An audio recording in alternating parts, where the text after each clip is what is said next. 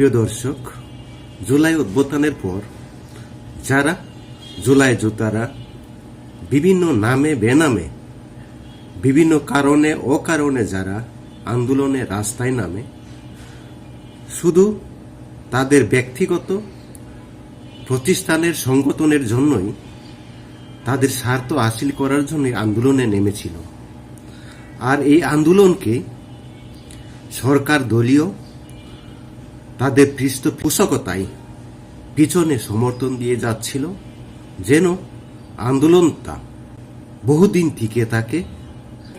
এই আন্দোলনের ফলে রাষ্ট্রে বিভিন্নভাবে উচ্ছৃঙ্খল সৃষ্টি হয়, ভয় আতঙ্কে থাকে মানুষ।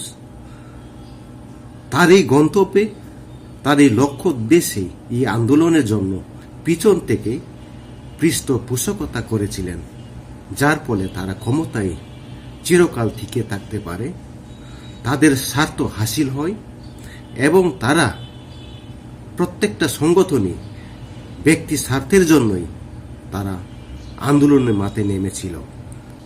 যার ফলে যে কোনো সামান্য ইস্যু নিয়েই রাস্তায় নেমেছিল, অবরোধ করেছিল, জনমানুষের দুর্ভোগ পোহাতে চেয়েছিল, মানুষকে মব সন্ত্রাস করে আতঙ্কে রেখেছিল।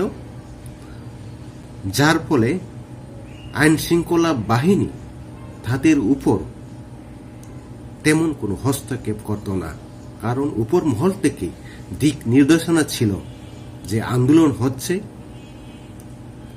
সংগ্রাম হবে, তাহলেই দেশে ইন্টারিম সরকারকে আমরা দীর্ঘস্থায়ী করে রাখতে পারব। তারা চাচ্ছিল না ক্ষমতা থেকে সরতে, তারা নির্বাচন দিতে চেয়েছিল না, তারা বিভিন্ন অবলম্বন করে ক্ষমতায় টিকে থাকতে চেয়েছিল। কিন্তু মানুষের আস্থা বিশ্বাস ভঙ্গ হওয়ার ফলে বিভিন্ন রাজনৈতিক মহলের চাপের কারণে ইন্টারিম সরকার নির্বাচন দিতে বাধ্য হয়েছে। আসুন আমরা ডিসি মাসুদের কাছেই সেই আন্দোলন সম্বন্ধে বক্তব্য মন্তব্য শুনি।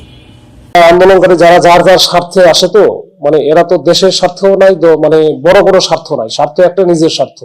যেই আসছে কোনো কোনো গোষ্ঠী বা ব্যক্তি স্বার্থের জন্য আসে এখানে। তো এই স্বার্থের কাজে লাগায় হয়তো এটা কখনো অনেক বড় আকারের বড় গোষ্ঠী আসে বা বড় কোনো দল আসে, কিছু কিছু ক্ষেত্রে ছোট ছোট